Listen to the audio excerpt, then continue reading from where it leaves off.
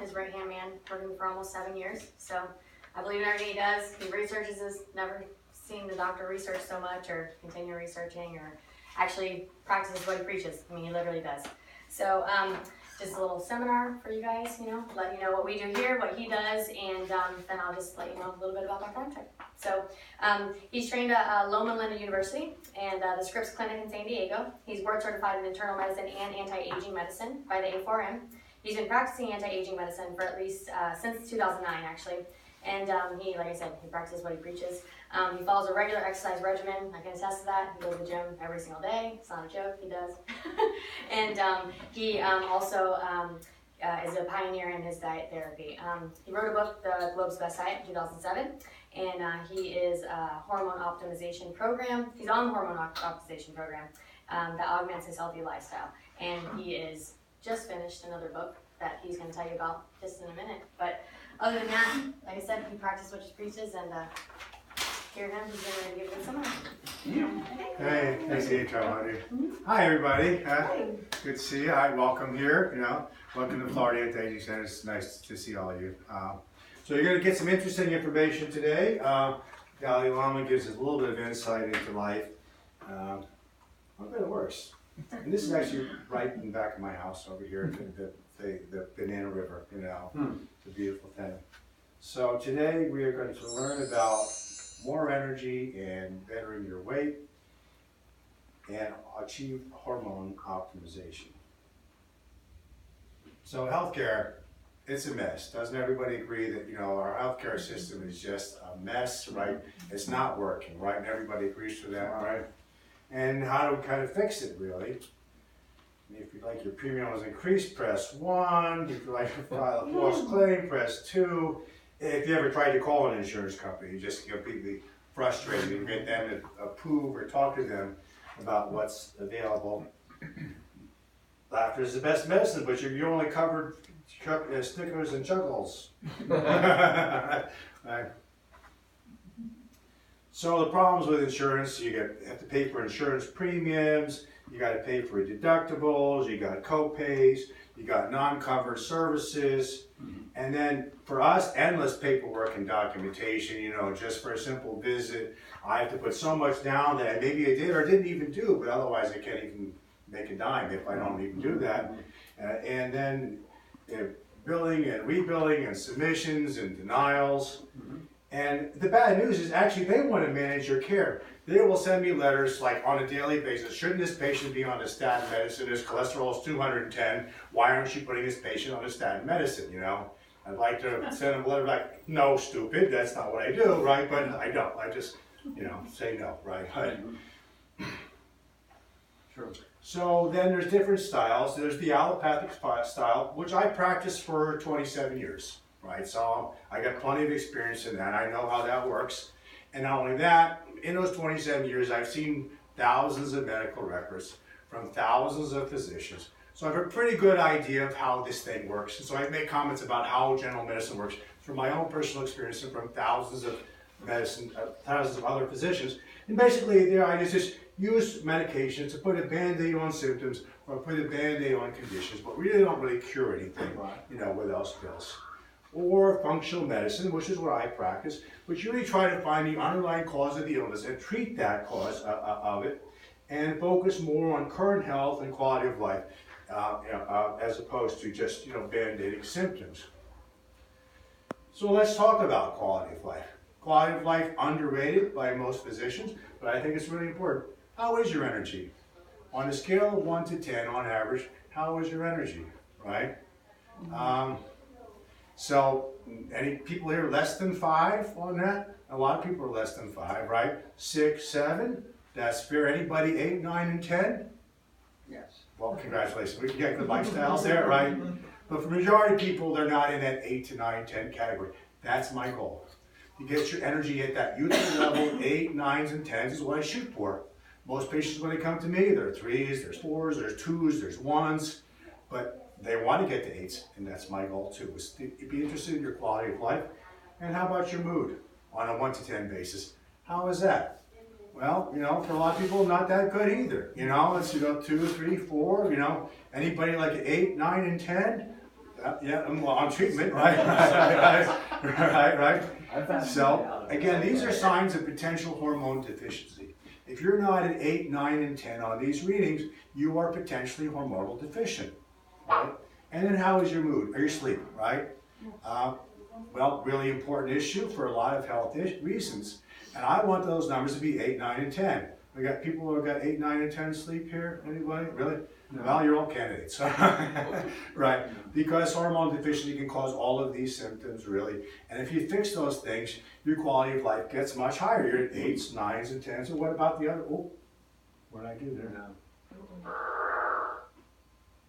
And what about the libido? How is that? You know, how's that been working? And how about the sexual function? Well, all of those important to me. So no, these are lab. You're going to go to a regular doctor. This is what he's going to order. A typical family practitioner. He's going to get a CBC, a Chem 12, a lipid panel, and if you're very lucky, a TSH, but not so lucky. And what do these tests tell you? Nothing. Right? Absolutely nothing. 95% of the people are going to be completely normal on that. Mm-hmm. And the lipid panel, what he tells you is going to only do you damage. Right?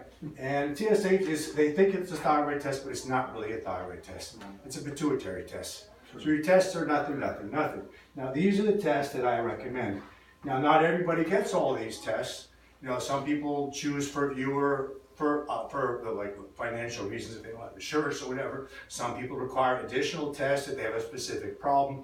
But this is my general panel. It's going to tell you more about your internal health than you've heard anywhere else in your lifetime. Glutathione is on the list there, Gary. I saw it. Right. Omega-3. Right, omega-3s, right? DHEA. So, naturally, I went to my doctor. My doctor said, your cholesterol is high. You better go on the AHA diet. Well, being a good patient, I did that exactly. And, you know, you see the AHA diet. It still is like that even today. And look at the bottom row here. It is just full of grains and carbs, basically. Well, I was damn good at that. Right? Right? You know, I was one of the best that there was.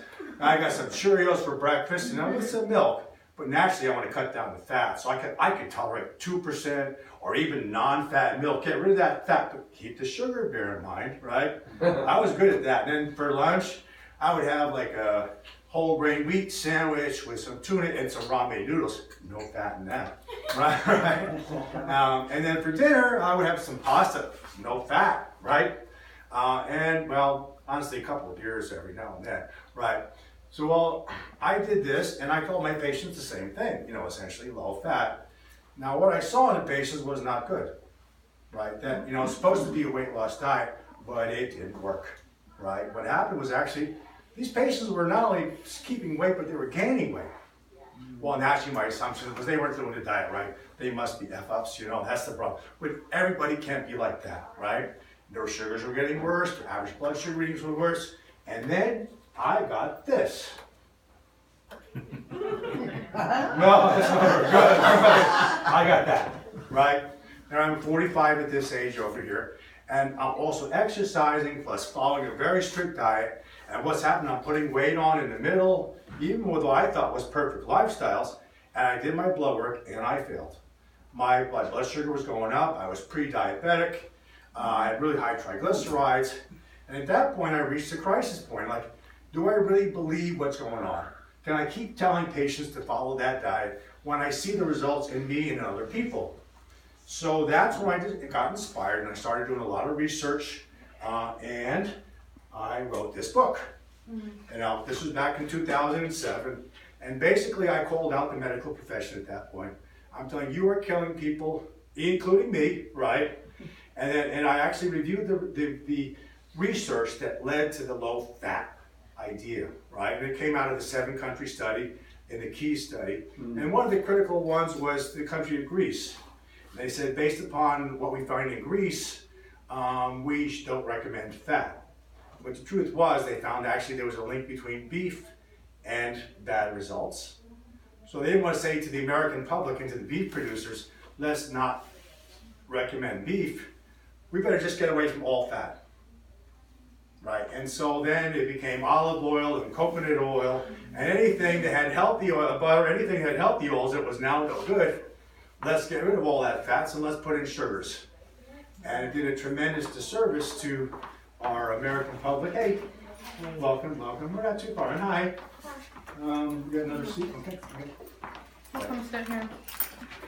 So that low-fat diet was not working for me, and I was looking like this. So I wrote the book calling out the medical profession that what they're teaching us is wrong. Well, unfortunately, they did not listen to me. Right. So now this is the results before and after for me. Now, I think I did pretty good. I'm 20 years older and look younger, basically, right? But this is more than just diet that did this, I'll be honest with you.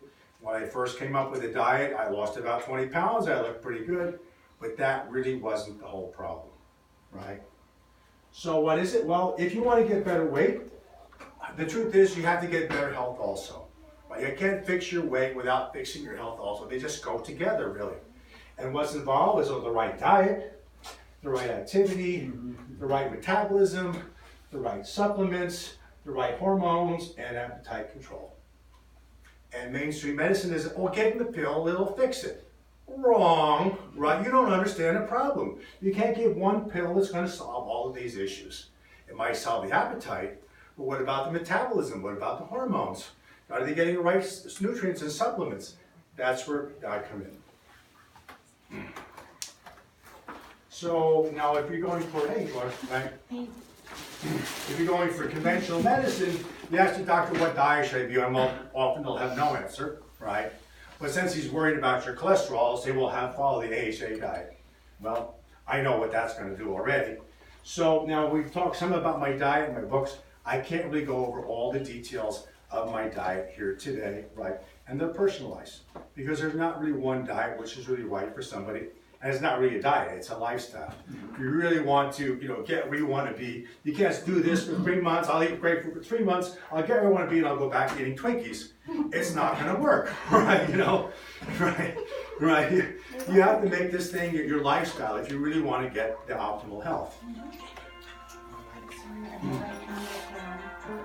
So now, since the blood work he did only included a cholesterol test, he's going to tell you your cholesterol is too high. Are people here worried that their cholesterol is too high? Right? Anybody feel really comfortable because their cholesterol is low? Man, well, bad news, right? Anybody really don't care? Right. Well, that's right too, actually, right? Right, because you can't really control your cholesterol at all, right? There's been many, many studies that there's been very, very minimal effect on cholesterol with dietary therapy.